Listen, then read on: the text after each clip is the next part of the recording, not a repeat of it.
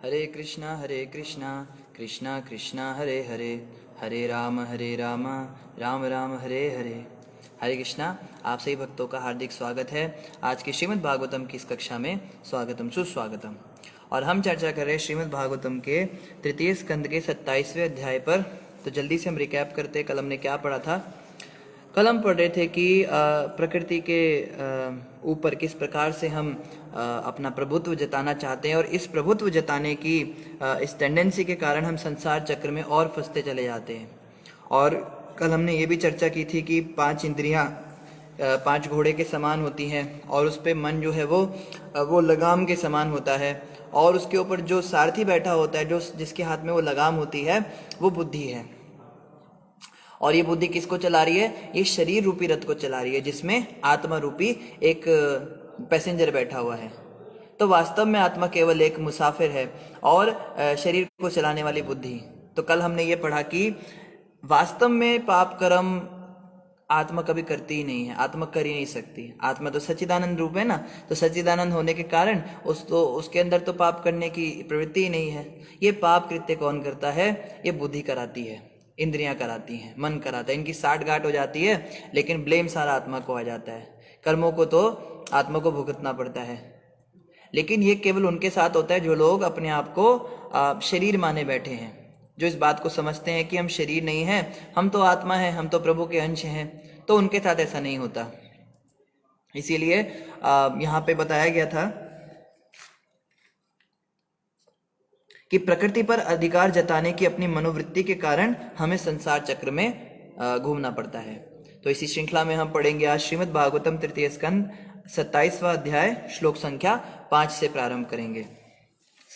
प्रत्येक जीवात्मा का कर्तव्य है कि वह भौतिक सुखोपभोग के प्रति आसक्त अपनी दूषित चेतना को विरक्ति पूर्वक अत्यंत गंभीर भक्ति में लगाए। इस प्रकार उसका मन तथा चेतना पूरी तरह वश में हो जाएगा। तो हमें भक्ति में लगना पड़ेगा। जब तक भक्ति में नहीं लगेंगे तो फिर करते रहिए। लोग बड़ी बड़ी बातें करते हैं, हम तो ये कर लेंगे, हम तो वो कर लेंगे, हम तो कोर्स कर लेंगे, हम तो पढ़ाई कर लेंगे, बड़ा पैसा कमा लेंगे, हम योगा कर लेंगे। कुछ नहीं होने वाला। जब तक हम भगवान की भक्ति में नहीं लगेंगे तब तक तो हमारा ये भवबंधन छूटने वाला है नहीं। इसको समझना है।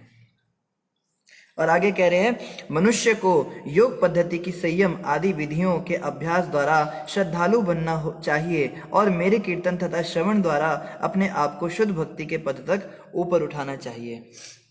तो यहाँ पे कौन से योग पद्धति की बात हो रही है? यहाँ पे जिस योग पद्धति की बात हो रही है वो है भक्ति योग। और मनुष्य को योग पद्धति की संयम आदि विधियों के अभ्यास द्वारा श्रद्धालु बनना चाहिए। क्लास के समय जप नहीं करते हैं। हमें जो है श्रद्धालु बनना है, और मेरे कीर्तन तथा श्रवण के द्वारा अपने आप को शुद्ध भक्ति के पद तक ऊपर उठाना है। तो योग का मतलब क्या? यहाँ पे ये नहीं कि आंख बंद करके बैठ जाओ, हम भगवान हैं, हम भगवान हैं, सो हम, मैं तो वही हूँ, मैं तो वही हूँ। इस प्रकार की योग पद्धति की बात नहीं हुई। श्रवण कीर्तन, श्रवण मतलब कानों से भगवान के विषय में सुनना, और कीर्तन मतलब भगवान के विषय में गुणगान करना या उनका कीर्तन करना। इसको कहते हैं श्रवण कीर्तन। ये भी योग है, और यही वास्तविक योग है। जो दूसरे योग हैं वो तो भटकाने वाली बातें हैं। कोई कहता है भाई ऐसा करेंगे, कोई कहता है वैसा करेंगे, कोई कहता है आपको भगवान बना देंगे, कोई कुछ कहता है, कोई कुछ कहता है। तो इनकी बातों में हमें नहीं आना है। वास्तविक योग क्या है? भगवान कृष्ण प्रभु हैं, वो स्वामी हैं, मैं उनका दास हूं, मैं उनका सेवक हूं। ये भावना हमारे अंदर रहे, और उनके विषय में हम कथा सुने, कीर्तन सुने, और श्रवण के बाद में क्या करेंगे? कीर्तन भी करेंगे। फिर आगे क्या कह रहे हैं? भक्तिमय सेवा संपन्न करने में मनुष्य को प्रत्येक जीव को समभाव से एवं किसी के प्रति शत्रुता रहित होते हुए घनिष्ठता से रहित होकर देखना होता है। उसे ब्रह्मचर्य व्रत धारण करना होता है, गंभीर होना होता है, और कर्म फलों को भगवान को अर्पित करते हुए अपने नित्य कर्म करने होते हैं। तो यहाँ पे डूज एंड डोंट्स बताएं भक्ति के। कई लोग कहते हैं प्रभु जी मतलब क्या करना है हमें हम ना बड़े कंफ्यूज हो गए, ये करे वो करे, वो माता जी मुझे कह रही थी ऐसा करना होता है, वो प्रभु जी कह रहे थे ऐसा करना होता है, कोई ये कहता है, कोई वो कहता है। बड़े सारे लोग बड़ी सारी बातें करते हैं, हम कंफ्यूज हो चुके हैं, हम क्या करें। हमारे को तो कुछ समझ में नहीं आता है। हम तो सोचते हैं प्रभु जी अब मंदिर आना ही बंद कर देते, अपने घर में ही थोड़ा बहुत जो कर रहे थे वही ठीक था। यहाँ तो पूरे कंफ्यूज हो गए। तो ज्यादा कंफ्यूज नहीं होना है। कपिल भगवान ने बिल्कुल क्लियर इंस्ट्रक्शंस दे रखे हैं क्या करना है और क्या नहीं करना है। ये जो चैप्टर है ना भक्ति का, प्रकृति का ज्ञान, इस प्रकृति के ज्ञान के बाद में जो अगला चैप्टर आएगा उसका नाम है भक्ति साधना के लिए कपिल के आदेश।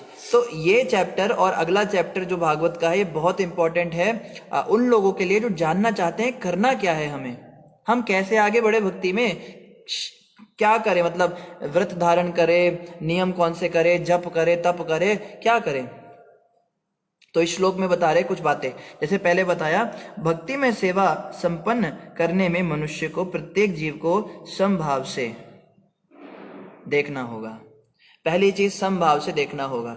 समभाव का मतलब ये होता है किसे नाल प्यार मेरा, किसे नाल द्वेष नहीं, आत्मा आनंद मैनू कोई भी क्लेश नहीं।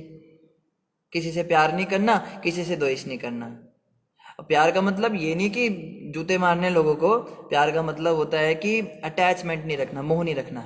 हाय मेरा बच्चा, ये मेरा परिवार, ये मेरी गाड़ी, ये मेरी स्त्री, ये मेरा पुत्र, ये मेरा धन संपत्ति, इसके प्रति जो हम आसक्ति रखते हैं कि ये हमारा अपना प्रिय है, इसके बिना तो मैं रह नहीं सकता, ये इससे हमें बाहर निकलना पड़ेगा। और दूसरा, द्वेष रहित भी होना पड़ेगा। किसी के साथ द्वेष नहीं रखना, इसने मेरा बड़ा बुरा किया, इसकी तो मैं समय आने पर इसको बताऊंगी, अभी तो कुछ मेरे को मौका नहीं मिल रहा है, मेरा भी समय आएगा, मेरा भी दिन आएगा, इसको मैं पूरा है ना बर्बाद करके रख देंगे। इस प्रकार का जो है, जैसे हमारी घर की माएँ बहनें होती हैं, वो सोचती हैं थोड़ा टाइम पास कर लेते, वो टीवी चलाती हैं, तो टीवी पे क्या आता है, सास बहू के सीरियल, उसमें यही सब सिखाते हैं।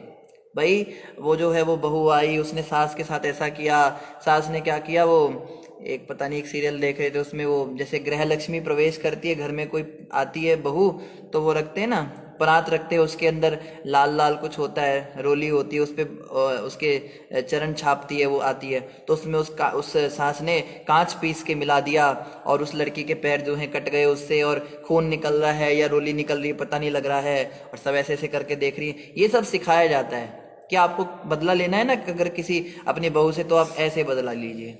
ये सब देख देख के दिमाग खराब हो रहे हैं। फिर क्या होता है, फिर यही होता है द्वेष करना, इससे गुस्सा है, उसके प्रति जो है संभावना समाप्त हो जाती है। सब अलग अलग जो है व्यवहार होते हैं। ये संभावना जो है इसको लाना पड़ेगा अगर भक्ति में किसी को आगे बढ़ना है। और आगे क्या कह रहे हैं, किसी के प्रति शत्रुता रहित होते हुए घनिष्ठता से रहित होकर देखना चाहिए। किसी के भी प्रति शत्रुता नहीं रखनी। गुरु महाराज एक श्लोक बताते, भागवत के अंदर आएगा वो, उसका नाम है ऐसे करके है वो, तिरस्कृता विप्रलब्धा क्षप्ता क्षिप्ता हता अपि नास्य तत्र यति कुर्वन्ति ब्रह्मणोपि, ऐसे करके कुछ है। तो उसमें कहा है कि जो भक्त होता है वो विचलित किए जाने पर और मारे जाने पर और मतलब उपेक्षित होने पर, इवन जान से मारे जाने पर भी कभी बदला लेने का भाव नहीं रखता। ये भक्तों की पहचान है। अगर हमें देखना है ना हम कितने भक्ति में आगे बढ़े, कितने हम भक्त बने हैं, तो हमें ये जांचना पड़ेगा कि बदला लेने की भावना मेरे अंदर से कितनी जा रही है। क्या मैं अभी भी सोचता हूँ कि मैं इसको बर्बाद कर दूंगा, उसको तहस नहस कर दूंगा, इसने ऐसा किया, उसने वैसा किया। जब तक ये बदला लेने की भावना समाप्त नहीं हो रही है, किसी का बुरा करने की भावना समाप्त नहीं हो रही है, किसी के साथ जो है बहुत शत्रुता का भाव रखने की जो है ये भावना नहीं जा रही है, तब तक तो अब भक्ति शुरू नहीं हुई। पर इससे हमें ऊपर उठना ही पड़ेगा और कोई रास्ता भी नहीं है। तो पहली तो बात बताई कि शत्रुता रहित होना पड़ेगा, और दूसरा घनिष्ठता से भी रहित होना पड़ेगा। बहुत घनिष्ठ संबंध बना लेते हैं किसी किसी से, बस यही हमारे हैं, इनके अलावा कोई है ही नहीं, और ये भी ठीक नहीं। भक्तों को ऐसा नहीं करना चाहिए। अक्सर हम देखते हैं मंदिरों के अंदर भक्त आते हैं तो किसी पुजारी के साथ कोई संबंध बना लेता है, कोई जो है इधर बाहर के जगह पे तो और खतरनाक स्थिति है, कोई किसी पॉलिटिशियन के साथ, किसी नेताजी के साथ अपना स्थिति बना लेता है, संबंध बना लेता है बड़ा अच्छा, कोई व्यक्ति किसी डॉक्टर के साथ बना लेता है। तो सब सोचते हैं, जैसे एक बार क्या हुआ, 3 लोग आपस में बात कर रहे थे, 3 महिलाएं बात कर रही थी। तो पहली कहती है कि मेरा जो पति है वो तो पुलिस में नौकरी करते हैं, हेड कांस्टेबल हैं, हमें कोई भी कानूनन समस्याएं नहीं होती है, जो भी समस्याएं होती हैं हमारे दूर दूर के रिलेटिव्स भी जो हैं वो सब मेरे पति को बता देते हैं और समस्याएं ठीक हो जाती हैं। तो दूसरी कहती है कि मेरा जो दामाद है ना वो तो बहुत बड़े हॉस्पिटल के अंदर डॉक्टर है, हमारे तो पूरे खानदान में किसी को भी कुछ बीमारी होती है छोटी मोटी तो उधर ही चले जाते, वो फ्री में इलाज करा देता है हमारा। तो ऐसे चर्चा चल रही थी। तो दूर बैठी एक स्त्री थी, वो उनकी बात सुन के और सुबक सुबक कर रोने लगी। और जब वो रोने लगी तो ये तीनों उसको देखने लगी, इसको क्या हुआ? तो पूछा भाई तुम्हें क्या हुआ, तुम क्यों रो रही हो? कहती है आप कहते हो ना जान पहचान की बात, मेरे पति इस शहर के सबसे अच्छे हार्ट स्पेशलिस्ट हैं, लेकिन हमारा खुद का 12 साल का बच्चा दिल के किसी रोग से मेरे पति के हाथों के सामने तड़प तड़प कर मरा और वो कुछ नहीं कर सके, वो उसको बचा नहीं सके, इसलिए मैं रो रही हूँ। तो समझने की बात यह है कि हम जो कहते हैं कि हमने पहचान बना ली, हमारी बड़ी पहचान है, हमारा उधर तक ये है, यहाँ तक वो है, ये कुछ काम नहीं आता। जब कर्म सामने आने होते हैं ना तब कोई काम नहीं आता है। देखो ना, जब कर्ण का मृत्यु होने वाला था, कर्ण की मृत्यु होने वाली थी, उसका काल उसके सर पे हावी हुआ, तो वो अपना सारा ज्ञान भूल गया। कर्ण के पास इतना ज्ञान था कि उसको कोई नहीं मार सकता था, लेकिन जब काल सामने आता है तो सारे जो है ज्ञान, सारे रिश्ते नाते, सारे हमारा बैंक बैलेंस, सारी हमारी जान पहचान सब धरे के धरे रह जाते हैं। तो किससे जान पहचान बनानी है? घनिष्ठ साथ, जो घनिष्ठता के संबंध है इससे तो छूटना ही पड़ेगा। जब तक हम इनके प्रति श्रद्धा नहीं छोड़ेंगे तब तक भगवान के प्रति क्या खाक श्रद्धा होगी हमारी। आप देखो ना, विपत्ति काल में सबसे पहले कौन याद आता है? सबसे पहले विपत्ति काल में हमें माँ बाप याद आते हैं, या फिर हमारे रिश्तेदार याद आते हैं, या जिससे जान पहचाने पहुंचे वो लोग याद आते हैं। बैंक बैलेंस याद आता है, चलो कुछ नहीं है तो पैसे तो हैं, काम हो जाएगा हमारा। भगवान कब याद आते हैं हमें? जब सारे दरवाजे बंद हो जाते हैं तब आखिरी दरवाजा कहते हैं प्रभु अब तो आप हमें बचा लीजिए। तो हमने कहाँ भगवान का आश्रय ले रखा है बताइए? तो घनिष्ठता से, इस चीज़ों से तो ऊपर उठना पड़ेगा। केवल एकमात्र भगवान में हमें श्रद्धा रखनी पड़ेगी, और ये बहुत मुश्किल है, हमारे लिए भी बहुत मुश्किल है, इसका पालन करना बड़ा ही कठिन है। आगे कह रहे उसे ब्रह्मचर्य व्रत धारण करना चाहिए। जो लोग विषयी जीवन जी रहे हैं और लगे हुए हैं कुत्ते बिल्लियों की तरह, वो लोग तो भूल जाएं भगवत प्राप्ति के लिए। अरे भगवान को पाना कोई मजाक है क्या? हम लोग गलत काम भी किए जा रहे हैं और कहते हैं भक्ति भी कर रहे हैं। तो ये चीज से तो ऊपर उठना पड़ेगा। ब्रह्मचर्य का मतलब ये नहीं होता कि शादी ना की जाए। अक्सर लोगों को बोलते भाई ब्रह्मचारी मतलब क्या होता है? ब्रह्मचारी मतलब जिसने शादी नहीं करी, ऐसा नहीं है। जिसने शादी नहीं की उसको कुआरा कहते हैं, ब्रह्मचारी थोड़ा ना कहते हैं। ब्रह्मचारी का मतलब होता है ब्रह्मचारी गुरुकुले वसंतांतम गुरुहितम। जो व्यक्ति अपने गुरु के हित के लिए कार्य करता है और गुरु के निर्देश के अनुसार आश्रम में रहकर सेवा करता है, उसको गुरुकुल में जो सेवा करता है उसको ब्रह्मचारी कहते हैं। तो कोई व्यक्ति जो समर्पित होकर जीना चाहता है वो सबसे श्रेष्ठ है। क्यों ऐसे जंजाल में फंसना है? आप देखो ना, जिन जिन की शादियां हुई वो लोग क्या बहुत खुश हो गए, बड़े संपन्न हो गए? आप जाके पूछिए उनसे, बताएंगे अपनी कहानियां। एक से एक समस्या है। शादी से पहले हमें लगता है कि बस एक बार शादी हो जाए ना फिर सब सेटल हो जाएगा, हमारी जॉब लग जाएगी, शादी हो जाएगी, पत्नी आ जाएगी। अरे उसके बाद ही तो समस्याएं शुरू होती हैं। उसके बाद पत्नी का एक नया ही अपना ही दुनिया होती है, या पति है तो उसकी अपनी सोच होती है, उसके साथ एडजस्ट करना पड़ता है। वो अपनी इच्छाओं को मारती है, ये अपनी इच्छाओं को मारता है। शादी मतलब कॉम्प्रोमाइज़, कॉम्प्रोमाइज़ करना पड़ेगा। भक्ति से कॉम्प्रोमाइज़ करना पड़ेगा, अपनी सेहत से कॉम्प्रोमाइज़ करना पड़ेगा, अपने रिश्तेदारों को, अपने फ्रेंड सर्कल को, सबको कॉम्प्रोमाइज़ करना पड़ेगा। इवन अपने पर्सनल इच्छाओं को, जो अपनी होती है, मन में कुछ आकांक्षाएं होती है, उसको भी कॉम्प्रोमाइज़ करना पड़ेगा। लोग अपना जीवन जी नहीं पाते, व्यक्तिगत जीवन नहीं जी पाते, वो बस परिवार के लिए जीते हैं, और बच्चे हो जाते हैं फिर बच्चों के लिए जीना। तो अगर कोई व्यक्ति ब्रह्मचारी रह सके तो ये सर्वश्रेष्ठ है, इससे बढ़कर तो कुछ है ही नहीं। प्रभुपाद जी कहा करते थे कि जैसे ही कोई व्यक्ति इस कृष्ण भावनामृत आंदोलन के संपर्क में आए, उसे चाहिए कि तुरंत वो इसको ज्वाइन कर ले, फुल टाइम ज्वाइन कर ले, ब्रह्मचारी बन जाए। स्त्री हो पुरुष हो, दोनों ब्रह्मचारी रह सकते हैं, जैसा कि हमने गुरु महाराज के मुख से सुना है। और अगर कोई व्यक्ति सोचे कि हम बिल्कुल नहीं रह सकते, हम हमारे अंदर बड़ी वासना है, बिल्कुल कंट्रोल नहीं हो रही है, भक्तों के बीच में मन नहीं लग रहा है, बिल्कुल हम रह ही नहीं सकते, तो प्रभुपाद जी ने कहा उस स्थिति में शादी करनी चाहिए। और शादी करने के बाद क्या लाइसेंस मिल गया कि अब इंद्र तृप्ति फुल ऑन करो? नहीं। एक और शास्त्रों में कहा है, जो व्यक्ति गृहस्थ है, जैसे कई भक्त हमें बोलते हैं प्रभु जी अगर हम पहले जुड़ गए होते ना, हम शादी ना करते, हम बाद में जुड़े शादी करने के बाद। लेकिन ऐसा कुछ नहीं है। जो लोग अभी जुड़े हुए हैं, जिनकी शादी नहीं हुई, वो शादी करने के लिए मरे जा रहे हैं, उनको समझाओ कि देखो ये प्रभु जी ऐसा कह रहे थे, पहले जुड़े होते तो शादी ना करते। कहते प्रभु जी कहने की बातें होती है, हम तो शादी करेंगे, हम तो भक्त पत्नी के साथ शादी करेंगे, या माता कहती है हम भक्त पति के साथ शादी करेंगे, हम दोनों मिलके हरे कृष्णा माला जपेंगे, राधा कुंड के तट पर बैठेंगे और राधा रानी की उपासना राधे राधे जपेंगे। लेकिन कुछ और ही हो जाता है, कुछ और जपने लगते हैं शादी के बाद में। अब क्या बताएं वो क्या क्या हो जाता है। तो ब्रह्मचारी रहना चाहिए। लेकिन अगर किसी की शादी हो चुकी है पहले ही, वो गृहस्थ आश्रम में प्रवेश पहले ही कर चुके हैं, तो गृहस्थ भी एक आश्रम है। ऐसा नहीं सोचना चाहिए कि आश्रम का मतलब केवल ब्रह्मचारी आश्रम होता है, गुरु का स्थान। आपका घर भी आश्रम है, ये जो गृहस्थ है ये भी आश्रम ही बताया शास्त्रों में।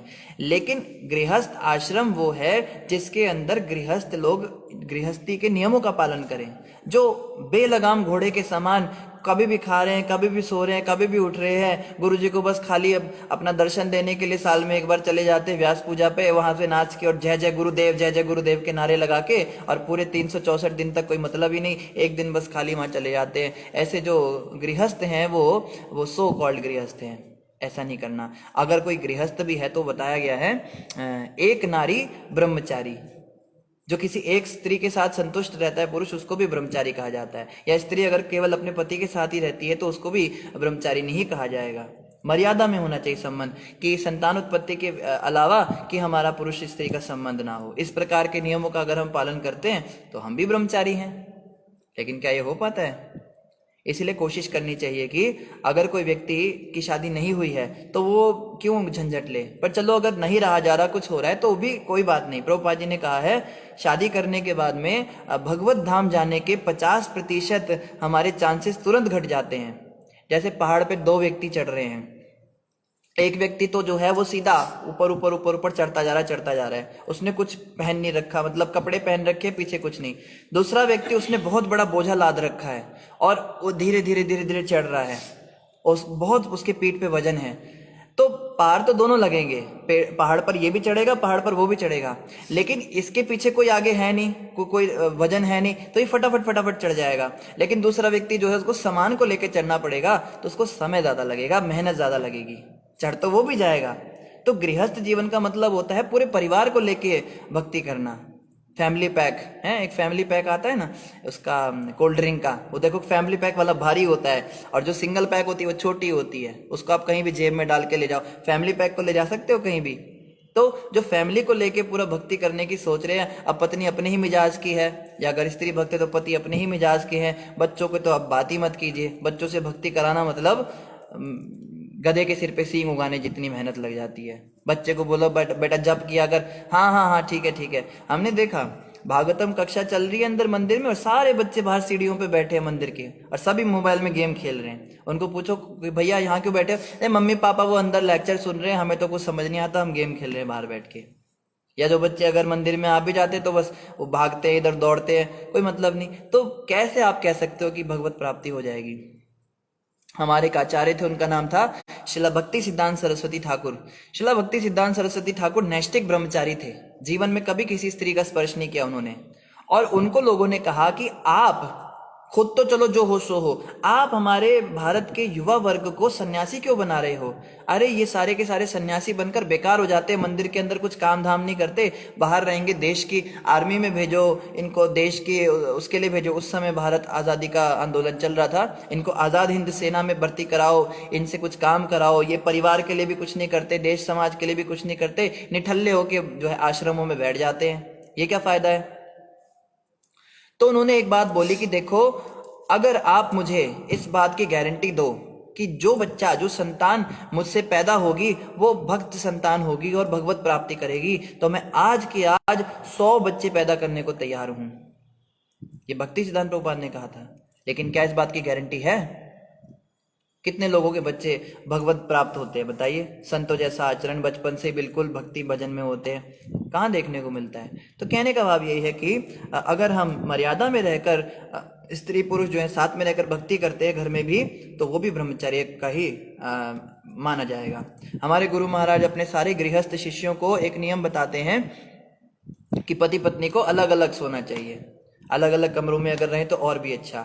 पति वहां भजन करे, पत्नी यहाँ भजन करे, बच्चे जो हैं कभी पिता के साथ आ सकते हैं, कभी माता के साथ आ सकते हैं। ये जो है ऐसा करने से भगवत प्राप्ति होगी। ये जो है ये रास्ता अच्छा है, और यही हमारा भारत का कल्चर था। कल भी हम बात कर रहे थे कि सारे पुरुष घर के बाहर सोते थे, वो खाट बिछा के, हमारे यहाँ खाट कहते हैं, इधर मंजी कहते हैं उसको, तो वो खटिया पे सोते थे, और घर के अंदर स्त्रियां सोती थी। अगर कोई पुरुष घर के अंदर दिख जाता था तो उसको औरत औरत कह के चिढ़ाया जाता था। आजकल तो बेडरूम सिस्टम शुरू हो गया, तो ये जो है ये शास्त्रोचित नहीं। आगे कह रहे गंभीर होना होता है, और कर्म फलों को भगवान को अर्पित करते हुए अपने नित्य कर्म करने होते हैं। अपने कर्मों के फलों को भगवान को अर्पित करना है। मैंने जितनी भी मेहनत करी, देखो कई लोग कहते हैं ना कि प्रभु जी हम इतनी सेवा नहीं कर सकते, हमारे पास टाइम नहीं है, इतना समय नहीं होता, हमें ऑफिस जाना होता है, काम करना होता है, और इतने सारे प्रोजेक्ट्स हैं, फिर घर में आओ तो उसकी टेंशन, उसके बाद में नहाओ धो प्रसाद पाओ, फिर याद आता है माला ही नहीं हुई सुबह से, फिर जब करने बैठो जितनी हो जाए, रात को 12-1 बजे तक सो जाते हैं, फिर पता नहीं कब आँख खुलती है। तो यहां पे बताया जा रहा है, अगर आप अपनी इनकम का 50% भगवान की सेवा में देते हैं, तो जितने घंटे हमने जॉब की, जितने घंटे नौकरी की, वो सब भक्ति में काउंट होती है, वो सब सेवा में काउंट होती है। यहाँ मंदिर के अंदर एक ब्रह्मचारी है जो हाथ से जो है सफाई प्रसाद बना रहा है भगवान के लिए, पोछा लगा रहा है, मंदिर में भगवान की आरती उतार रहा है। उसने मान लो 2-4 घंटे सेवा की, और आप ऑफिस के अंदर 8 घंटे ड्यूटी कर रहे हो, तो उस ब्रह्मचारी से दुगनी सेवा आपकी लगेगी अगर उसका रिजल्ट भगवान को दे दें। रिजल्ट मतलब उसकी जो इनकम होती है वो अगर हम भगवान की सेवा में लगाएं, ऐसा होता है। तो इसलिए ऐसा नहीं है कि गृहस्थ आश्रम का मतलब है कि बस डूबना ही है, आप अच्छे गृहस्थी बनिए, क्यों नहीं जरूरत है। तो यहाँ पे बताया गया है उसको अपने कर्म फलों को भगवान को अर्पित करने की आवश्यकता है। आगे कह रहे भक्त को चाहिए कि बहुत कठिनाई के बिना जो कुछ वह कमा सके उसी से संतुष्ट रहे। कई लोग जो हैं 3-3 नौकरियां करते हैं, 4-4 नौकरियां करते हैं, डे शिफ्ट अलग, नाइट शिफ्ट अलग, और ये और वो, और पता नहीं साइड बिजनेस में कई लोग क्या करते हैं, पहले तो बड़ी सी ऑफिस में जाते हैं, और ऑफिस से जो बाहर आया पर सूट पैंट पहन के एकदम टाई कोट के साथ एकदम बक्सा लेके, और बाद में जो है चुपके चुपके से किसी पेड़ के पीछे गया, अपना सूटकेस खोला, उसमें एक लुंगी होती है, फिर अपनी टाई कोट उतार के वो लुंगी में आके फिर जो है हलवाई की दुकान पे बैठ जाता है वो एक्स्ट्रा पैसे कमाने के लिए। तो वहां पे भी काम कर रहा है, यहाँ पे भी काम कर रहा है, फिर घर पे आता है। ये जो है इतनी मेहनत करने की क्या जरूरत है। जैसे कहा गया है ना कि पेट तो 2 रोटी से ही भरेगा। आप अगर 20,000 रुपए भी कमाओगे तो 2 रोटी खाओगे, 4 रोटी खाओगे, 10 रोटी खा लोगे, 50 रोटी, ऐसा तो नहीं होगा 10,000 कमाने वाला व्यक्ति 100 रोटी खाएगा और 20,000 कमाने वाला व्यक्ति जो है 4 रोटी खाएगा, ऐसा तो नहीं होता। तो जब हमारा पेट उतने ही खाने से भरना है, हमारा घर उतने में चल सकता है, तो हम एक्स्ट्रा क्यों इच्छा करें। जैसे एक भक्त ने कहा, प्रभु जी ये 50% का नियम हमें समझ नहीं आया, अगर हम अपनी इनकम का 50% भगवान की सेवा में ही दे देंगे तो हम जिएंगे कैसे। बहुत अच्छा प्रश्न है। तो देखो जीने के लिए क्या चाहिए, मरेंगे थोड़ा ना, हमारे जीने के लिए पर्याप्त 50% में हो जाएगा। हमारी शेष 50% पैसा जो है वो इंद्र तृप्ति के लिए होता है, वो हम सेंस ग्रेटिफिकेशन के लिए रखते हैं, वो हम घूमने ले जाने के लिए, हम विदेश यात्रा करेंगे उसके लिए बचा रहे हैं। इस पैसे से इससे हम जो है वहां वो टाइटैनिक खरीदेंगे, 60-60 हजार के मोबाइल खरीदेंगे और बड़े बड़े एलसीडी टीवी खरीदेंगे। उस समझिए इस बात को, वो इंद्र तृप्ति करने वाला जो पैसा है अगर वो भगवान की सेवा में चला जाएगा, तो जब जब कहते हैं ना कि जिस सांप के दांत ही नहीं बचते तो फिर वो डसेगा किसको, वो कैसे जहर मारेगा।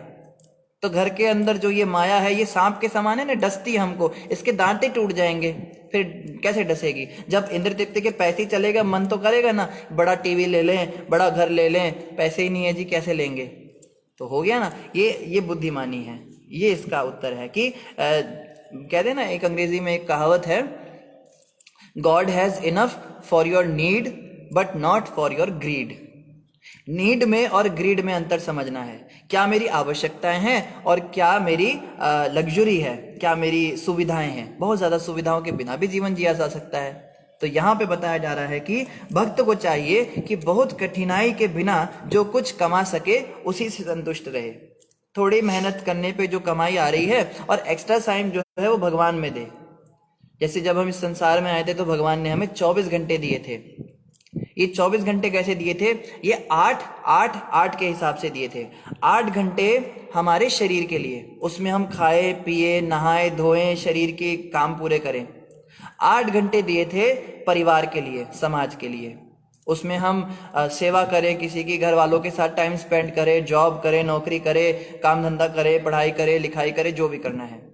और जो 8 घंटे बचे वो होते थे अपना परलोक सुधारने के लिए, अगला जन्म अपना सुधारने के लिए, अपने कर्म अच्छे करने के लिए, भक्ति में लगने के लिए। इस 8 घंटे में हमको श्रवण कीर्तन, लेक्चर सुनना, जप करना और मंगल आरती करना, भगवान की सेवा करना, मंदिर में जाके सेवा करना, ये सब करना था।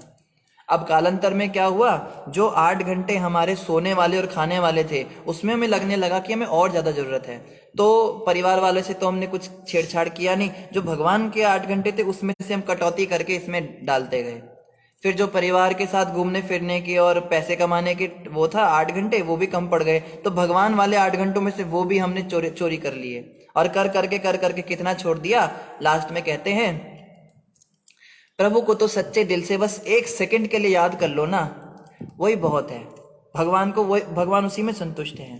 इस तरह की बातें करते हैं लोग। और 1 सेकंड तो आपने भगवान को याद किया, बाकी जो आपने 23 घंटे और 59 मिनट इंद्र तृप्ति करा, संसार के अंदर जो आप वो भोग वांछा कर रहे हो उसके विषय में कुछ नहीं बोलेंगे, बस भगवान को 1 सेकंड याद करेंगे। तो कहने का अर्थ है कि 8 घंटे की नौकरी और 8 घंटे अपने परिवार को देने के बाद में, माफ कीजिए, 8 घंटे की नौकरी और 8 घंटे शरीर को देने के बाद में जो शेष 8 घंटे बचते हैं वो भक्ति में लगाने चाहिए। तो ये यहाँ पे कहा जा रहा है कि बहुत ज्यादा कठिनाई करके हम बड़ा परिश्रम करके पैसे ना कमाएं, ये अच्छा नहीं है भक्ति के लिए। आगे क्या कह रहे हैं, जितना आवश्यक हो उससे अधिक उसे नहीं खाना चाहिए। तो कई लोग जो है ना, जैसे गुरु महाराज बताते, कई लोग खाने के लिए जीते हैं और कई लोग जीने के लिए खाते हैं। हमको जो है जीने के लिए खाना चाहिए, हमें खाने के लिए नहीं जीना चाहिए। कई लोग ऐसे होता है उनका मुंह जो है रहता है, भैंस जुगाली करती है ना ऐसे, उसका बस चलता रहेगा, थोड़ा मुरमुरा खा लिया, थोड़ा चिप्स खा लिया, थोड़ा जेब में खा लिया, दिन भर खाता जा रहा है। खाने की मशीन बना हुआ है। मोटे मोटे होके ऐसे तोंद बाहर निकलती है उनकी, कमरे में प्रवेश करते हैं तो आधे घंटे पहले उनका पेट ही कमरे में प्रवेश करता है, उनको आते आते 1 घंटा लग जाता है, रेलगाड़ी की तरह ऐसी स्थिति हो जाती है। तो इससे हमें बचना है। भक्तों को बहुत ज्यादा नहीं खाना चाहिए, बहुत कम भी नहीं खाना चाहिए। ऐसा भी नहीं कि इतना व्रत करूंगा, इतना शरीर को कष्ट दूंगा, इसको बिल्कुल खत्म कर दूंगा, ऐसा भी ना करे।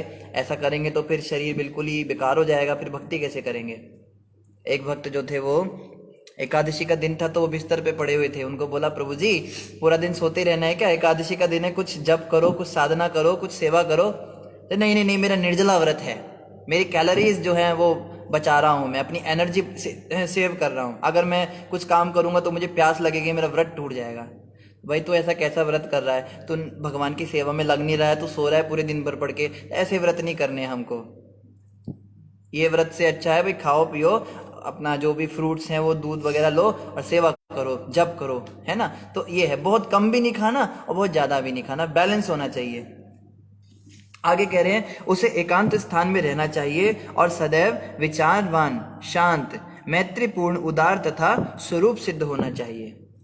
एकांत स्थान में रहने की इच्छा होनी चाहिए। जिस भक्त के हृदय में एकांतवास की इच्छा नहीं होती तो उसका मतलब अभी उसकी भक्ति बढ़ नहीं रही। कभी कभी मन में आना चाहिए कहीं दूर चला जाऊं, किसी हिल स्टेशन पे चला जाऊं या किसी समुद्र के तट पे चला जाऊं। इच्छाएं तो सभी करते हैं यहाँ जाने की, मगर उसकी इच्छा में एक चेंज होता है। लोग सोचते हैं वहां जाके मजा करूं, फैमिली के साथ घूमूं फिरूं, ये कहते नहीं, अकेले जाऊं, अपनी खोज करूं, मैं कौन हूँ, क्या कहाँ से आया हूँ, क्या मेरा जन्म मिला है, कितना मैं भक्ति में आगे बढ़ा हूँ, कितनी दूर भक्ति है, अभी भगवान के पास जाने के लिए मुझे कितना स्तर आगे बढ़ाना पड़ेगा, मैं कहाँ खड़ा हूँ, ये सब पे थोड़ा विचार करना चाहिए। भक्तों के साथ जाना चाहिए। जैसे वृंदावन के कैंप होते हैं, अभी कार्तिक महीना आ रहा है, भक्त लोग कार्तिक जाते हैं तो यात्रा निकालते हैं, भक्तों के साथ जाना चाहिए। और कार्तिक यात्रा में भी खाली बच्चे को उठा रहा है, वो पत्नी को कह रहा है तुमने खाना खाया, इसको चाट पकौड़ी खिलाओ, उसी में अरे वो मंदिर के पट बंद हो जाएंगे, भागो भागो, उस मंदिर से भाग के फिर उस मंदिर में जाओ, वो दर्शन हमने प्रभु जी 20 मंदिरों के दर्शन 1 दिन में कर लिए। तो भैया तुम खाली भागने दौड़ने के लिए और खाने पीने के लिए गए थे तो यहीं पे कर लेते ना। ऐसा नहीं करना चाहिए। यात्रा का मतलब होता है ज्यादा से ज्यादा साधना करनी है, एक जगह बैठ के भगवान के ऊपर चिंतन करना है। आप चाहे एक मंदिर या दो मंदिरों में दर्शन करो, पर जिन भगवान के दर्शन कर रहे हो उनसे कुछ रेसिप्रोकेशन तो करो, उनसे बातें तो करो, कुछ भावों का आदान प्रदान तो करो। बस खाली भाग भाग के ये भी कर लिए वो भी कर लिए दर्शन कर लिए, ये आंखों का व्यायाम है। भक्ति सिद्धांत प्रभुपाद एक बार प्रवचन दे रहे थे वृंदावन में, तो प्रवचन आधा हो गया था उनका, तो उनके कुछ सन्यासी शिष्य आकर बैठ गए। तो उन्होंने तुरंत लेक्चर रोक के बोला, तुम तीनों कहाँ थे? तो उन्होंने कहा कि उनको भी प्रभुपाद जी नाम था, प्रभुपाद जी हम ना लोकल मंदिरों में गए थे, वहां के दर्शन बंद होने का समय हो गया था, फिर हमें दर्शन ना हो पाते। तो भक्ति सिद्धांत प्रभुपाद ने कहा, तुम अपनी आंखों की एक्सरसाइज करके आ गए? तो एक दूसरे का चेहरा देखने लगे। कहते हैं भगवान के दर्शन तो कानों से होते हैं, जब तुम भगवान की कथा सुनते हो धाम में बैठ के, तो भगवान के दर्शन होते हैं। उनकी लीला क्या है, उनके गुण क्या है, वो कैसे कार्यकलाप करते हैं, उसके बारे में पता लगता है ना। अब तो मूर्त स्वरूप में तो देखकर आ गए भगवान को, क्या तुम्हें वास्तव में दर्शन हुए ठाकुर जी के? ये बात है ये समझने की। हम लोग धाम यात्रा का मतलब समझते हैं बस पिकनिक हो गया, वो पत्नी बच्चों को लेके रिक्शा में इधर से उधर घूम रहा है। ये नहीं होती धाम यात्रा। एकांत स्थान में जाने की इच्छा, और उसको सदैव विचारवान होना चाहिए। कुछ भी कार्य करने से पहले सोचना चाहिए, मैं क्या कर रहा हूँ, क्या करने जा रहा हूँ, इस जॉब को करने से क्या होगा, मैं अगर ये ऐसे व्यक्ति के साथ फ्रेंडशिप करूंगा तो उसमें आगे क्या होगा, इस स्त्री के साथ मैं शादी करूंगा तो आगे क्या होगा, कि अगर मैंने दीक्षा ले ली तो क्या होगा, अगर मैं ऐसे ही मर गया तो क्या होगा। विचारवान होना चाहिए। फ्यूचर प्लानिंग जिसको कहते हैं ना, दूरदर्शिता आजकल के लोगों में नहीं रही। वो बस इंस्टेंट नूडल्स खाने वाली बात है, इंस्टेंट काम करने, फटाफट फटाफट फटाफट, दूर की सोचते ही नहीं है। हमको दूर की सोचनी चाहिए, भक्तों को सोचनी चाहिए, उसको शांत होना चाहिए। शांत का मतलब होता है अंदर से एक सुखी। जब हमें लगता है ना कि हम अंदर से प्रसन्न हैं, अंदर से एकदम शांति है मन में, तो मानना चाहिए कि व्यक्ति शांत है। शांत व्यक्ति का लक्षण क्या होता है? अशांत व्यक्ति भी उसकी संगति में आके बैठे तो उसको शांति का अनुभव होने लगता है। ये शांत व्यक्ति का लक्षण है। जैसे नीलकंठ जी के बारे में एक कथा आती है, जैसे जिनका नाम स्वामी नारायण इन्होंने रख दिया। तो नीलकंठ बहुत बड़े संत थे, वो तो इनको कृष्ण भगवान का अवतार बताते हैं उनके संप्रदाय वाले, पर उनके शास्त्रों में ऐसा कुछ वर्णन नहीं। तो नीलकंठ जो थे ये बचपन में एक गांव के अंदर गए। उस गांव के अंदर बड़ा हिंसक एक शेर जो है रोज शाम को आता था, और उस गांव के लोग बड़े घबराते थे क्योंकि उस शेर ने बड़े लोगों की हत्या कर दी थी, मार दिया था उनको। तो गांव के लोगों ने कहा, नीलकंठ छोटे से बच्चे थे, 7-8 साल के रहे होंगे, तो गांव के बूढ़े बूढ़ों ने कहा, बेटा तुम इतने सुकोमल शरीर के हो, इतने छोटे से हो, वो शेर तुम्हारा मांस खा लेगा आके, तुम क्या करो मेरे घर में चलो रात को, फिर सुबह तुम वापस आके बैठ जाना इस पेड़ के नीचे। वो तो संत थे ना, वो तो बचपन में वैराग्य आ गया था। तो उन्होंने कहा, नहीं मैं पेड़ के नीचे ही बैठूंगा, और मैं उस शेर का भी आज कर दूंगा, उसको भी सेट कर दूंगा। तो उन्होंने कहा, भाई बेटा तू मर जाएगा। बड़े लोगों ने समझाया, औरतें आई, उन्होंने कहा अब ये मरना ही चाहता है तो हम क्या कर सकते हैं। तो जैसे शाम हुई सब लोग अपने अपने घरों में भाग गए। नीलकंठ बैठे जप कर रहे हैं, अपना भगवान का ध्यान कर रहे हैं। तो सचमुच में वो शेर आ गया, और शेर जब आया तो उसने एकदम से एक दहाड़ मारी, ऐसे करके वो शेर जो है दहाड़ मारने लगा नीलकंठ को, और नीलकंठ उसको देख रहे हैं। नीलकंठ भागे नहीं, घबराए भी नहीं, वो बस बैठ के अपना जप कर रहे हैं। तो जब शेर बिल्कुल उनके पास आ गया तो एकदम से उन्होंने अपना हाथ जो है वो शेर के सिर पे रखा, और शेर जो है बिल्कुल चुपचाप बिल्ली की तरह बैठ गया, जैसे बिल्ली बैठ जाती है ना जमीन पर, ऐसे बैठ गया। फिर जो है सुबह सुबह तक बैठा रहा, वो नाम जपाते रहे। तो सुबह जब सारे शहर के गांव के लोग आए तो उन्होंने देखा, ये देखो शांत व्यक्ति जो होता है वो हिंसक पशु को भी शांत कर देता है। और हमारे तो ऐसे एक आचार्य हुए, उनके बारे में क्या बताया आपको। उनका नाम था रमाई ठाकुर। रमाई ठाकुर कौन थे? ये नित्यानंद प्रभु की जो दूसरी पत्नी थे उनके एडॉप्टेड ये बच्चे थे, बहुत पहुंचे हुए वैष्णव थे, संत थे। तो रमाई ठाकुर जो थे, इनको भी, इनके साथ भी एक बार यही हुआ। एक गांव के अंदर यही बात बोली, उस जंगल से जो एक शेर डेली आता है और आकर बड़ा उपद्रव करता है। तो रमाई ठाकुर ने कहा कोई बात नहीं, मैं उसका इलाज कर दूंगा। तो रमाई ठाकुर जो है उन्होंने भी सेम यही किया। वो जो शेर आया उनके पास में रात को उसी तरह से, और उन्होंने उसके सिर पे ऐसे हाथ फेरा और बोला, बेटा क्यों परेशान करता है लोगों को।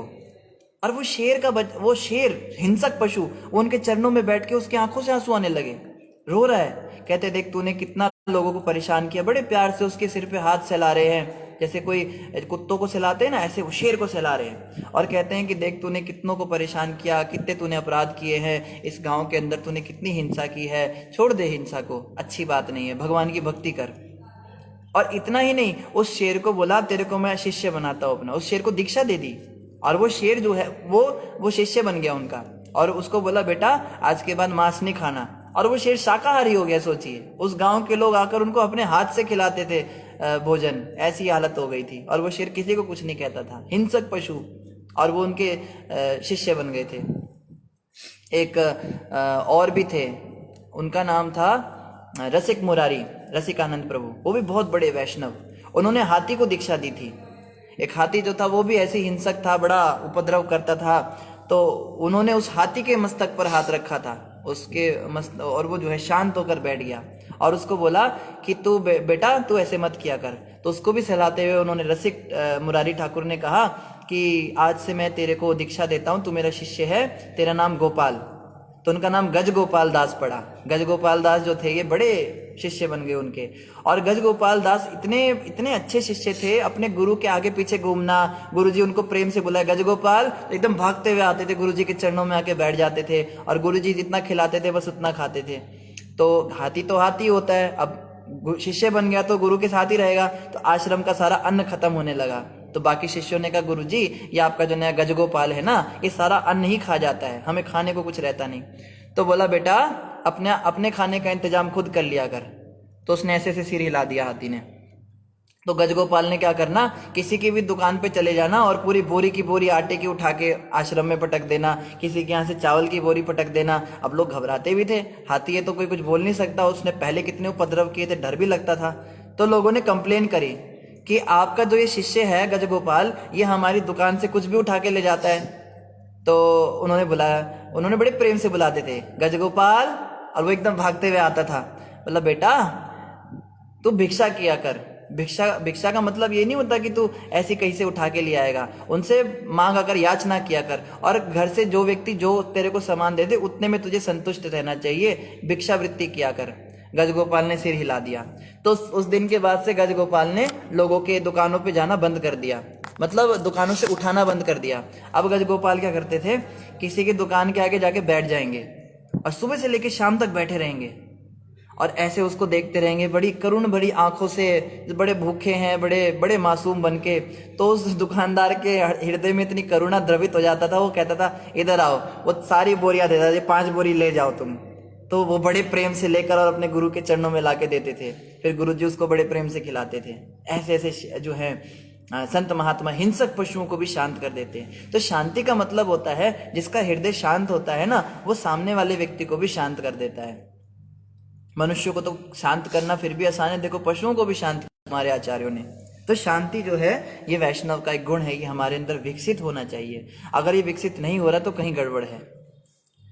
आगे क्या कह रहे हैं, मैत्रीपूर्ण होना चाहिए। मैत्रीपूर्ण मतलब सबसे प्यार करना, सबकी मित्रता करना।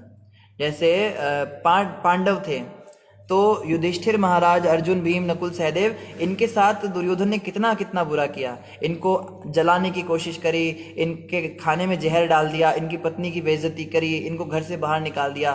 तो भी ये पांचों क्या कहते थे, भगवान श्री कृष्ण आप ऐसी कृपा करिए, उनको समझाइए, हम क्षत्रिय हैं, हम लोग भीख मांग के तो जी नहीं सकते, हमें बस 5 गांव दे दे और बाकी पूरी दुनिया का राज उनका, पूरी दुनिया का राजा दुर्योधन बन जाए, हमें बस 5 गांव दे दे, हम उसमें ही अपना करके रह लेंगे।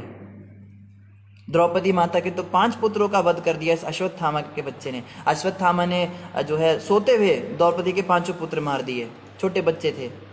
और द्रौपदी माता क्या कहती है, जब भगवान कृष्ण ने कहा द्रौपदी को कि इसको जो है तुरंत अभी सजा मिलनी चाहिए, हमने प्रथम स्कंद में ये पढ़ा था, तो भगवान कृष्ण कह रहे हैं द्रौपदी को कि कृष्णा, उनका नाम कृष्णा था द्रौपदी का, कृष्णा इसको मार दो, अभी के अभी बोलो मैं अभी इसका गला उड़ा दूं। तो उन्होंने कहा नहीं, हमको ब्रह्म हत्या का पाप लगेगा, ये जैसा भी है हमारे गुरु का बेटा है, हमें गुरु द्रोह लगेगा। तो भगवान कृष्ण ने कहा तुम बताओ क्या सजा दूं इसको, अभी मैं इसको तुम जैसे कहोगे इसके साथ वैसा करेंगे, कारागार में डाल देंगे। तो द्रौपदी माता क्या कहती है, प्रभु इसको छोड़ दीजिए। भगवान कृष्ण कहते हैं तुम्हें पता है तुम क्या कह रही हो, तुम्हारे सोते हुए छोटे छोटे बच्चों को इसने मारा है। द्रौपदी कहती है कि प्रभु जो दुख मुझे हुआ है मैं नहीं चाहती वो इसकी माँ कृपी को हो, अगर आप इसको मार देंगे तो उसको भी वही दुख सहन करना पड़ेगा जो मैंने सहन किया। और फिर जाके अपने बच्चों की चिता पे अग्नि देने चली गई। द्रौपदी माता करुण क्रंदन करने लगी, रोने लगी। उनकी आर्त करुण क्रंदन सुनकर जो है देवता भी द्रवित हो गए थे। तो भक्त ऐसा होता है, मैत्रीपूर्ण। कोई अगर उसका नुकसान भी करे तो उसके प्रति भी उसके अंदर सद्भावना होनी चाहिए। ये हाईएस्ट स्टैंडर्ड ऑफ डिवोटी है। 3 स्टैंडर्ड्स होते हैं। सबसे हाईएस्ट स्टैंडर्ड है कि कोई व्यक्ति बुरा भी करे तो उसका भला करने की इच्छा मन में आए। कोई हमें गाली भी मार दे तो हमारे दिमाग में यही आए, हे प्रभु देखो कैसा ये बेचारा फंसा हुआ है संसार में, इसको यही नहीं पता कि ये कर क्या रहा है। कल को इसको इसके सिर पे काल वास कर रहा है, हैं? सिर ते है काल तेरे, गले च जंजाल तेरे, और चारों तरफ इसके अंधेरा है, इसके हाथ में मशाल भी नहीं, ये पता नहीं कहाँ जाएगा, प्रभु इस पे कृपा करना। एक कथा महाराज जी सुनाते हैं। एक बड़ा पापी व्यक्ति था, तो पापी व्यक्तियों को लेने के लिए यमदूत ही आते हैं। जब वो मरा तो यमदूत आ गए लेने के लिए। अब जब यमदूत आए तो उसने क्या बोला, उसका एक नियम था, वो डेली एक संत के कुटिया के बाहर जाता और उनको गाली मार के आता था, डेली उसको गालियां देता था। तो जब वो आ गए तो वो कहता है कि अभी आप रुकिए, मेरा एक काम रह गया। तो वो कहने लगे भाई क्या काम रह गया। तो कहता है एक संत के पास में मैं जाता हूँ, उसको गाली दे के रोज आता हूँ, आज भी मैं गाली दे के आऊँगा उसको, तभी मैं नर्क जाना चाहता हूँ। वो कहते कैसा पागल आदमी है, अभी तो तू मरने के लिए जा रहा है, आज भी तू ये काम करके जाएगा गलत काम। कहता है नियम तो नियम होता है, मेरा नियम पक्का है। तो यमदूतों ने कहा ठीक है। तो यमदूत जो है रास्ते में उस संत की कुटिया के बाहर रुक गए। अब जो है उसने अंदर से बुलाया संत को, तो संत बाहर आए। तो संत ने पहले तो यमदूतों को देखा, कहते तुम कौन हो। हम यमदूत हैं। अच्छा ये कौन है। तो ये दुष्ट आत्मा है, इसको हम ले जा रहे हैं नरक में। तो फिर तुम यहाँ क्यों रुके। कहते हैं कि इसने ऐसा कहा है, ये आपको गाली देकर जाता है, तो आज भी गाली देने आया है। तो उसने गालियां दी उसको, संत को वो गाली देने लगा। तो संत कहते हैं कि अब तुम इसको नहीं ले जा सकते। तो क्यों नहीं ले जा सकते। तो इसने हमको अपना माना है, इसने हमें अपना मानकर गाली दी है ना। तो कोई किसी को गाली भी देता है तो अपना समझ के देता है। इसने चाहे जैसे भाव से हमें अपना माना है, अब ये हमारा हो गया, अब हम तुम्हें कहते तुम जाओ, हमारी भजन साधन तपस्या का जितना फल है हम इसको प्रदान करते हैं, इसको तुम नहीं ले जा सकते। उस पापी का भी उद्धार कर दिया। देखो जो गाली देने वाला है उसका भी संत ने उद्धार कर दिया। तो फर्स्ट स्टैंडर्ड डिवोटी तो ये होते हैं जो बुरा करने वाले के साथ भी भला करते हैं। सेकंड स्टैंडर्ड डिवोटी वो होते हैं, दूसरे स्तर के भक्त वो होते हैं जो कम से कम अच्छे लोगों के साथ अच्छा व्यवहार रखते हैं, बुरे लोगों के साथ बुरा व्यवहार रखते हैं। ये प्रभु जी बड़ा अच्छा है, ये मेरी बड़ी तारीफ करते हैं तो मैं भी इनकी तारीफ करूंगा। ये प्रभु जी जो है ये बड़े बेकार हैं, ये मेरे साथ मेरे को ऐसा मुंह करते हैं, ये ऐसे करते हैं तो मैं ऐसे कर दूंगा, इस तरह का भाव रखते हैं। ये मध्यम वर्गीय। और सबसे निचले स्तर के वो होते हैं जो दिख जाए उसके आगे बॉस बनना। कई लोगों को वो आदत होती है ना कोतवाली करने की, ऐसे सीना चौड़ा कर, ए तुम ये करो, ए तुम वो करो। कोई भक्त कहता है प्रभु जी वो सेवा कर देंगे, है मैं सेवा नहीं करूंगा, तुम्हें पता है मैं कितने बड़े घर से आया हूँ, जाओ तुम्हारा काम है। नए नए भक्त आते तो ऐसे ही होते हैं, उनको कोई विनम्रता दिखाता है, प्रणाम करता है तो उनको लगता है कि वो बड़े महान है, ये मेरे को प्रणाम कर रहे हैं, देखो इतने बड़े बड़े भक्त हमको प्रणाम कर रहे हैं। तो ये सबसे निचले स्तर का भक्त होता है, वो सब उससे परेशान रहते हैं। जो भी उसका चेहरा देखता है उसका दिन खराब हो जाता है, ऐसा वो होता है। और वो जिसके सामने जाके अपना मुंह फोड़ता है उसके मुंह से केवल वही शब्द निकलते हैं कि सामने वाले का बिल्कुल दिमाग ही खराब हो जाता है। ये सबसे निचले स्तर का होता है। मध्यम स्तर का वो होता है जो मीठी बातें करता है, अच्छी बातें करता है, और जो लोग गंदे गंदे उसके साथ आचरण करते हैं उससे दूर रहता है, उससे दूरी बना के रहता है।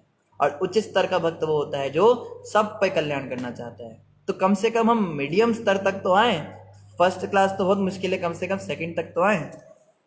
इसको कहते हैं मैत्रीपूर्ण होना, और उदार तथा स्वरूप सिद्ध होना चाहिए। उदार का मतलब होता है कंजूस नहीं होना चाहिए। कंजूस का ऑपोजिट शब्द होता है, विपरीत होता है उदार होना। हमको कंजूसी नहीं करनी चाहिए, हर किसी पे जो है समान भाव से हमें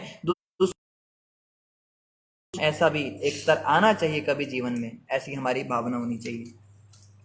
और आगे कह रहे हैं मनुष्य को आत्मा तथा पदार्थ के ज्ञान के द्वारा देखने की शक्ति बढ़ानी चाहिए और उसे व्यर्थ ही शरीर के रूप में अपनी पहचान नहीं करनी चाहिए, अन्यथा वह शारीरिक संबंधों खींचा चला जाएगा, शारीरिक संबंधों के द्वारा खींचा चला जाएगा। तो यहाँ पे क्या बताया जा रहा है, बड़ा इंपॉर्टेंट पॉइंट है समझने के लिए, कि आत्मा और पदार्थ के ज्ञान के द्वारा देखने की शक्ति बढ़ानी चाहिए। आत्मा और पदार्थ को अलग अलग करके देखना चाहिए, ये व्यक्ति है और ये वस्तु है। लोग जो हैं होना क्या चाहिए, हम वस्तुओं का प्रयोग करें और व्यक्तियों से प्रेम करें। लेकिन आज क्या हो रहा है, लोग वस्तुओं से प्रेम करते हैं और व्यक्तियों का प्रयोग करते हैं। हमारा उल्टा होता है, हम वस्तुओं से प्यार करते हैं, हमें मोबाइल बड़ा प्यारा होता है, हम उसको ऐसे रखते हैं जैसे कोई माँ अपने नवजात शिशु को रखती है। 2 मिनट की इधर उधर उधर जाए तो लोग घबरा जाते हैं, मेरा फोन कहाँ चला गया। हमें अपने पैसों से इतना प्यार होता है, गाड़ी से इतना प्यार होता है, और व्यक्तियों को हम यूज करते हैं, व्यक्तियों का प्रयोग करके उनको फेंक देते हैं, use and throw culture.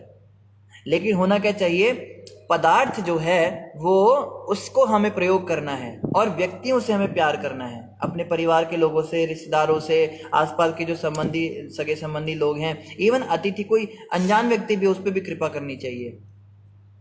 Mumbai के अंदर इतना खराब एक्सपीरियंस हमारा रहा, क्या बताएं आपको। मुंबई के अंदर अगर किसी को जाके पूछो ना कि रास्ता बता दो जरा, हमको वहां जाना है, वो जानबूझ के आपको गलत रास्ता बताएगा ताकि आप फंस जाओ। पता नहीं क्या उन लोगों की होती है, पर मैं, लोग ऐसे होते हैं, इस्तेमाल करते हैं लोगों का, वस्तुओं से प्यार करते हैं और व्यक्तियों का इस्तेमाल करते हैं, ये हो गया। पर ऐसा नहीं होना चाहिए, हमें जो है आत्मा से प्यार करना है और पदार्थ का प्रयोग करना है। आगे कह रहे हैं हमें और उसे व्यर्थ ही शरीर के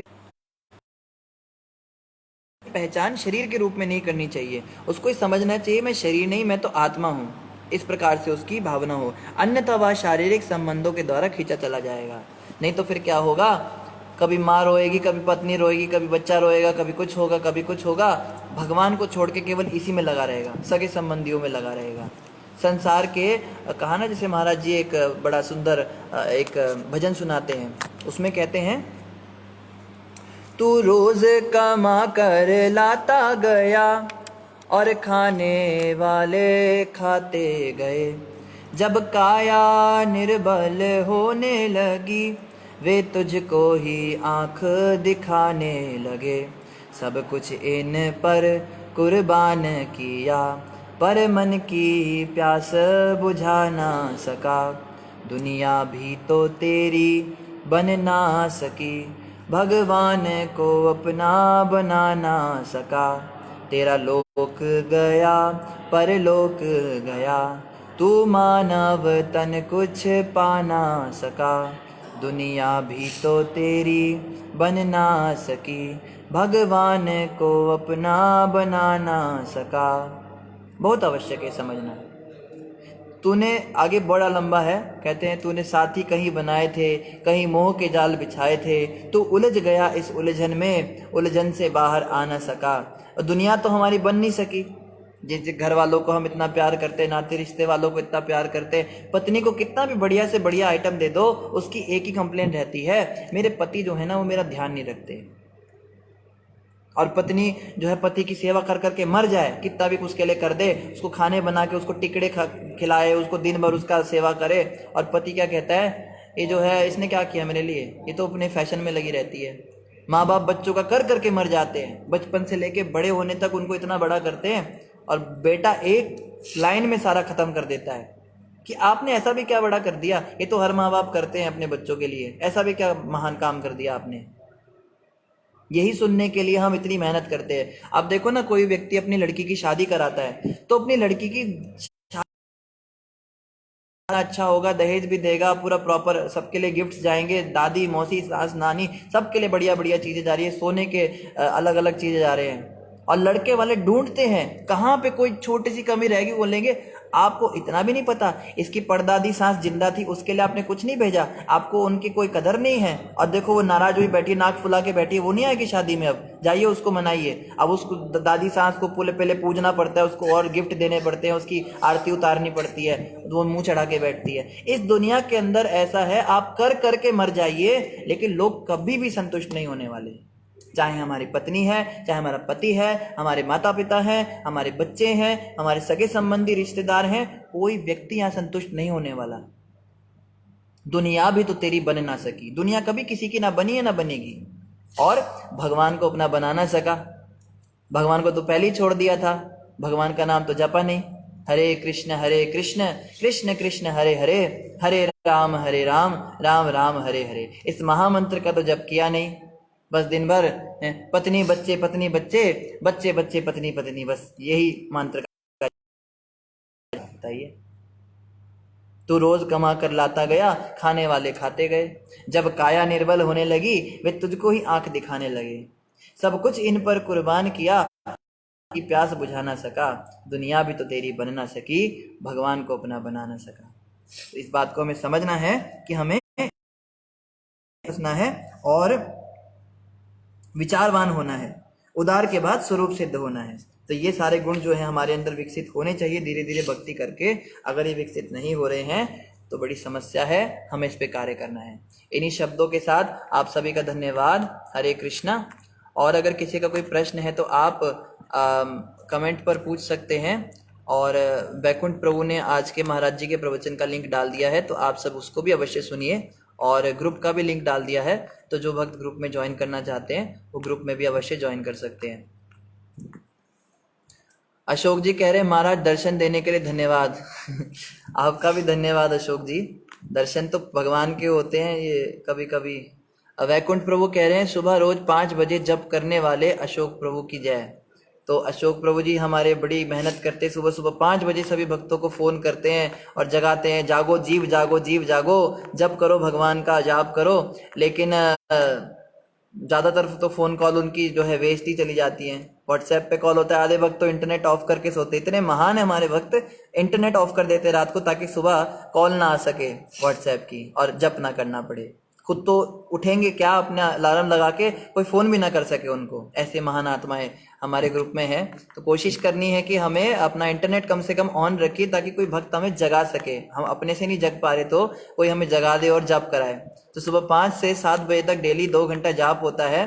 सब भक्त लोग मिलके जप करते हैं, तो उसमें सबको भाग लेना है। इसमें जो है आनाकानी नहीं करनी है। प्रीतीश प्रभु कह रहे upload this video in the end of lecture.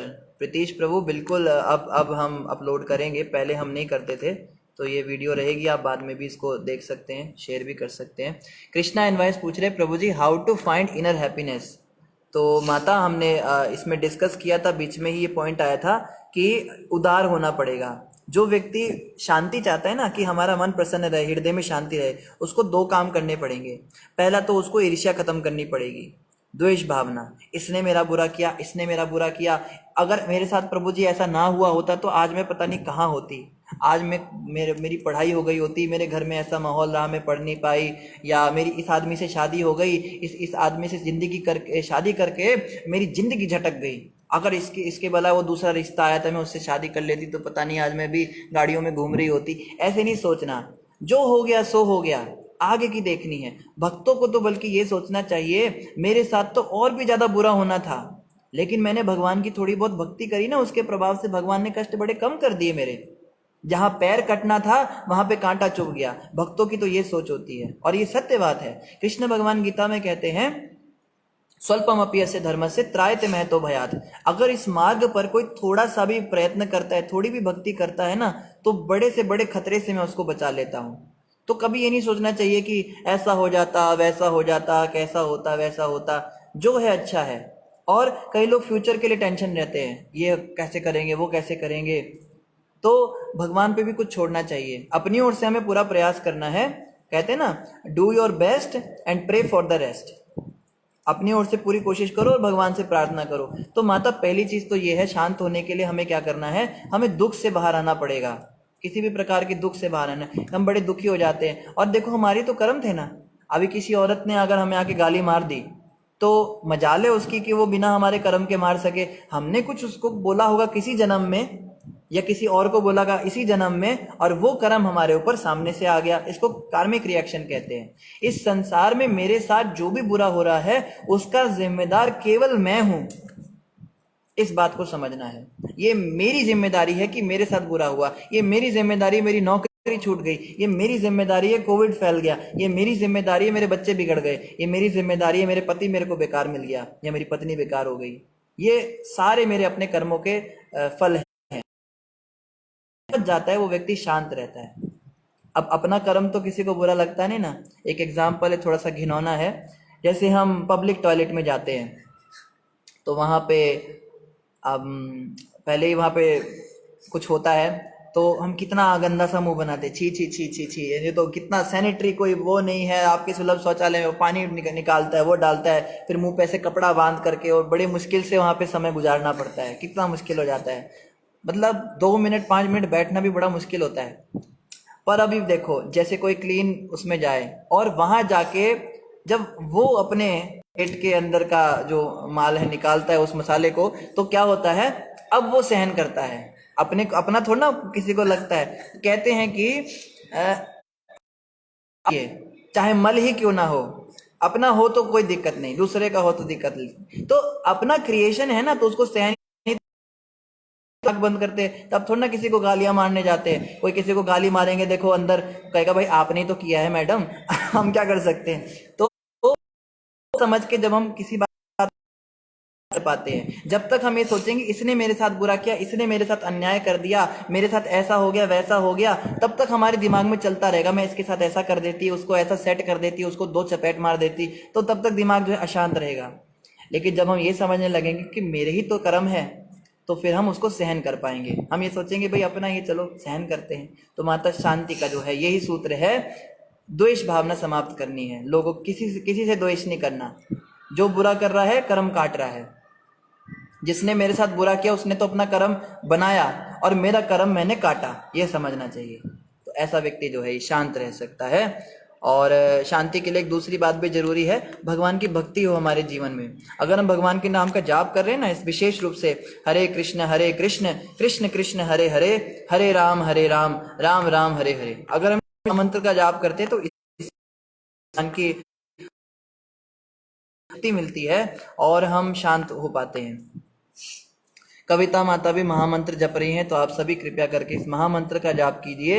सुबह उठ के आप सभी जप कीजिए। 5 से 7 बजे ग्रुप के अंदर कॉल आती है व्हाट्सएप में, तो जो भक्त इंटरेस्टेड है कम से कम लिखिए तो सही रात को कि प्रभु जी मुझे भी जगा देना, मुझे भी जगा देना। तो देखो, एक तो पहले हमको एक व्यक्ति मिल रहा है जो खुद से कॉल करे, नहीं तो हमें खुद से उठना चाहिए, पर चलो कोई बात नहीं। और वो कॉल कर रहे हैं, हम उसकी कॉल भी अटेंड नहीं कर रहे हैं, हम इंटरेस्ट ही नहीं दिखा रहे हैं, तो ये तो बड़ी बड़ी दयनीय स्थिति है। इससे तो भगवान भी स्वयं नहीं बचा सकता किसी को। कृष्ण भगवान ने भी अर्जुन का हाथ पकड़ के नहीं तीर चलवाए थे, कृष्ण ने केवल समझाया था, युद्ध तो अर्जुन को ही करना पड़ा। तो भगवान भी हमारी मदद नहीं कर सकते अगर हम खुद की मदद नहीं करना चाहते। तो आप सभी से करबद्ध प्रार्थना है, कृपया करके सुबह के जप में आप लोग आना शुरू कीजिए। सर्दियां जैसे जैसे आ रही हैं वैसे वैसे कंबल और रजाई को जो है उसमें मैग्नेटिक पावर बढ़ जाती है, उसको अपने शरीर से दूर करना मुश्किल होता है, पर कम से कम जब तक गर्मी है तब तक तो जप कर लीजिए। तो इन्हीं शब्दों के साथ आप सभी का धन्यवाद। ग्रंथराज श्रीमद् भागवत महापुराण की जय, जगत गुरु श्रील प्रभुपाद की जय, गौर भक्त वृंद की जय। हरे कृष्णा, जय हो।